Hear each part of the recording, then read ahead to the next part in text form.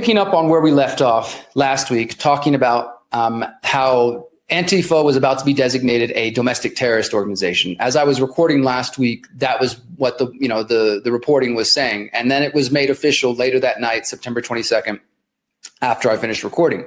Here's the executive order for those who are watching on screen, designating Antifa as a domestic terrorist organization. Now, I don't want to repeat too much of what I said in last week's report. If you're interested in that, you can go to theconsciousresistance.com, look up my clip from that called The Domestic Terror Trap is Set, if you want to see my thoughts on it. But I wanted to go over the executive order here real quick to show you some of the dangers in this whole thing here. Now, first of all, let's just look at the first couple of lines here. It says, Antifa is a militarist anarchist enterprise that explicitly calls for the overthrow of the United States government, law enforcement authorities, and our system of law. Now, I want to call attention to the use of the word anarchist right there. Now, it is true that some people who might identify or call themselves Antifa would also consider themselves to be anarchists, not necessarily voluntarist or libertarian anarchists or agorists like myself and others. But these people believe that violence is, a lot of them is a acceptable tactic in the interest of their goals. And, I disagree with that. I think there's a philosophical debate, but I disagree with that. But I want to point out how the word anarchist is explicitly used, guys. And what this reminds me of, 100 years ago, the raids on anarchists, the deporting of people like Emma Goldman and other immigrant anarchists who came to the United States and who were, in some cases, let's just be real, they were legitimately throwing bombs or trying to assassinate president like McKinley. That's called propaganda of the deed in left-wing circles. That's not something, again, that I agree with. But even the fact that we're at a point now where the U.S. government feels like they can say that this is a militarist anarchist enterprise, which again, Antifa is an idea, it's a concept. There's no freaking official roster of members and a president and a board of directors and all this kind of things that the right wing and Trump are trying to portray it as. It is amorphous, it is decentralized, and that's what makes it difficult for them to control. And I love that. I love that this is a decentralized movement. That doesn't mean I have to endorse or support Antifa's actions to recognize the value of decentralization. And that's really a lot of what I've promoted. If you followed my work over the last decade, I promote decentralization. Also, many of you in my audience probably call for the overthrow of the US government or for law enforcement authorities or for the, quote, system of law. So think about how setting this precedent, having an executive order explicitly using the word anarchist and then equating that with domestic terrorism, as we see literally the headline of the executive order is designating Antifa as a domestic terror organization. But unfortunately, so many people are still caught up in this left-right paradigm, and it's MAGA versus Antifa or the Proud Boys versus Antifa. These are really just gangs who like to fight in the street. And it's the same thing we saw 100 years ago prior to the Third Reich and in other places where Nazis and communists, fascists and communists would start fighting each other in the street. And I don't support either communist or fascist because they're both totalitarian and they both ultimately want to take control of the government in order to enforce their will. But I think this is dangerous step in the wrong direction. Now, they say Antifa has created a campaign of violence and terrorism, and it involves coordinated efforts to obstruct enforcement of federal laws through armed standoffs with law enforcement, organized riots, violent assaults on ICE officers, and routine doxing of threats to political figures and activists. Antifa recruits, trains, and radicalizes young Americans to engage in this violence and suppression of political activity. Now, there might be some truth in this, that there are people who, again, as I explained last week, they might not even call themselves Antifa, but they dress in black bloc. They cover their face with masks and gloves and try to prevent their identity from being known, which I can totally understand and empathize with because the other side, the right wing, will dox people just, as much as they're claiming Antifa doxes politicians. And I'm sorry, but I will admit, I do have an anti-authority bias. So it's hard for me to be pretty sympathetic and feel bad for the politicians and the police and the ICE agents who are upholding this system of tyranny. Now, that doesn't mean I think we should just go around shooting, killing people and that, political violence is the answer. But at the end of the day, these people in the jobs that they work, they're upholding this system of violence, this system of oppression. And so it's not just as simple as saying, okay, Antifa are some crazy radicals, let's call them terrorists and round them up, because that's not going to end up good, guys. It's not going to end up going the direction you want. In fact, I think it'll end up going the total opposite direction of where any of us might want.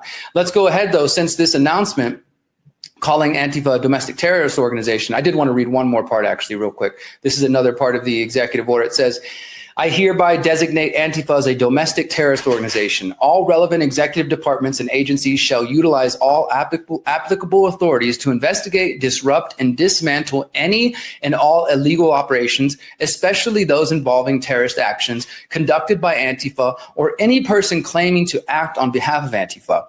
Now, I want you to understand, this could include some young teenage punk who has a patch of Antifa on his jacket or a sticker on their laptop or something like that. I mean, in the worst case scenario, this could literally end up where the government just starts going after anybody who's got the words Antifa on a hat, on a shirt, on anything, and then calling them domestic terrorists and locking them away. And for those who think that's far-fetched, under the Trump administration in the first 9 months here, they've already been sending people to Guantanamo Bay, sending people to other countries around the world that they have no connection to. So it's not that far-fetched to imagine this happening to Americans. And it's not just going to be violent, so-called Antifa people. It will expand. And now since this announcement, now we have the Pentagon calling up to 200 National Guard troops after Trump Portland announcement. U.S. Defense Secretary Pete Hegseth on Sunday ordered 200 National Guard troops to be deployed under federal authority, while the state filed a lawsuit challenging Trump's move to send military forces into Portland. Now, this is just stoking the flames of the fire, guys. This is just pouring fuel directly onto it. If you've ever been to Portland, it's a beautiful city, and yes, it is filled with mostly left-wing progressives and some radicals as well, people who would consider themselves Antifa. Seattle and Portland have long been the homes for this type of politics. It's nothing new. This has been going on since at least the 90s, probably from into the 60s and 70s as well.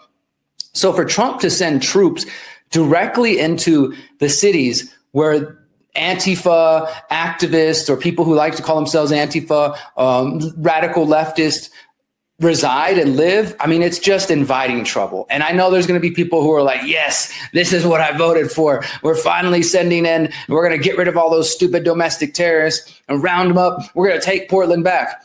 But if you believe in decentralization and you believe in bodily autonomy and individual liberty, then why do we need to have the federal government try to enforce their will on every city and every state? Maybe some people want progressive left-wing policies, even if they are destroying their cities with, drugs rampant and crime rampant. Maybe that's what people want. If they keep voting for it, it's not necessarily the Fed's jobs, and we shouldn't allow it. It's not constitutional. It's not legal. It's not moral to go in there and say, okay, well, you're not running your city right. I'm going to force it through troops.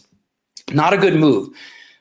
Trump announced on Saturday plans to send troops into Portland, saying they would be used to protect federal immigration facilities against, quote, domestic terrorists. So here we go. He's using that language, and was also authorizing them to use, quote, full force if necessary. What the fuck does full force mean? Does that mean kill people? Are we about to see, another Kent state where Americans are shot and killed by National Guard troops? And I'm sure some of you would have no sympathy and say, well, those are crazy radical Antifa people. They shouldn't have been out there.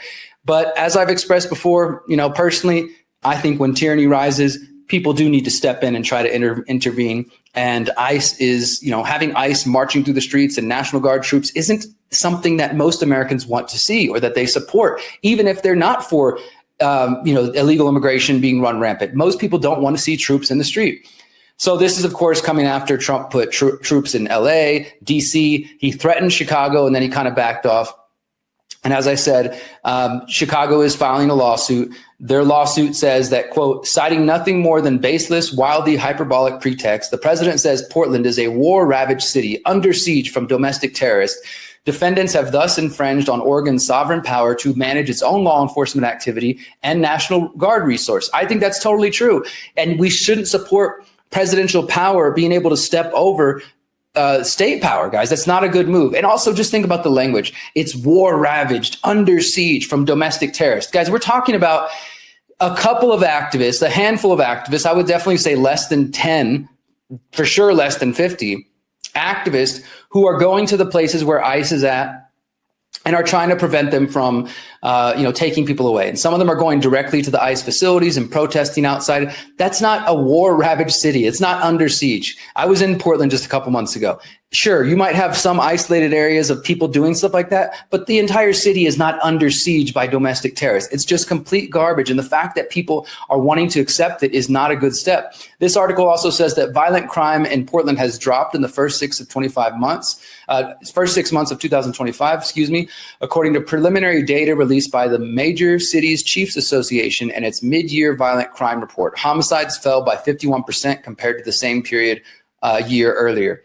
And the Pentagon has not responded to a comment, but you do have I think it's the mayor of Portland speaking up, saying, is the Attorney General of Oregon saying sending in 200 National Guard troops to guard a single building is not normal, referring to the ICE facility.